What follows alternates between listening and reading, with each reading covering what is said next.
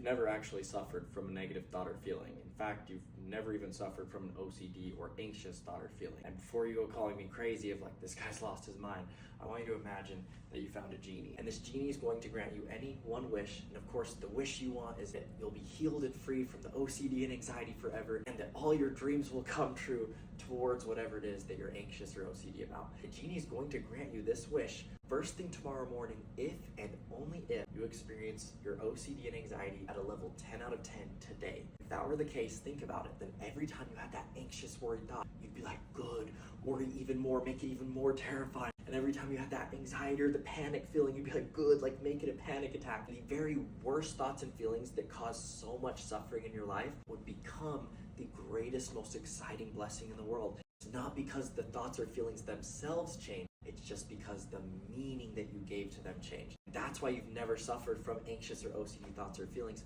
because instead you've just suffered from the meaning that you've given them. You can't suffer from just words in your head or just chemicals in your body. That's all the thoughts and feelings are just images. But when you have those words and you go, oh, because I thought those words, that means I'm gonna do that terrible thing, or that terrible thing must be true. Or when you have those chemicals, and that means I'm gonna feel this terrible way forever, or it means this awful thing must be true. That's when you suffer. Instead, if you can learn how to change the meaning without needing an imaginary genie, you can take full power over the thoughts and feelings, and when they get triggered, you can be like, sick, awesome, great. These literally mean nothing bad about my life, so I don't care if they're there or not. Or I can even teach you how to make it so they actually support the life that you want. And that way, your brain will stop viewing them as a danger because you're not treating them like a danger. Then your brain will automatically get rid of those awful thoughts and feelings. Then you can be free.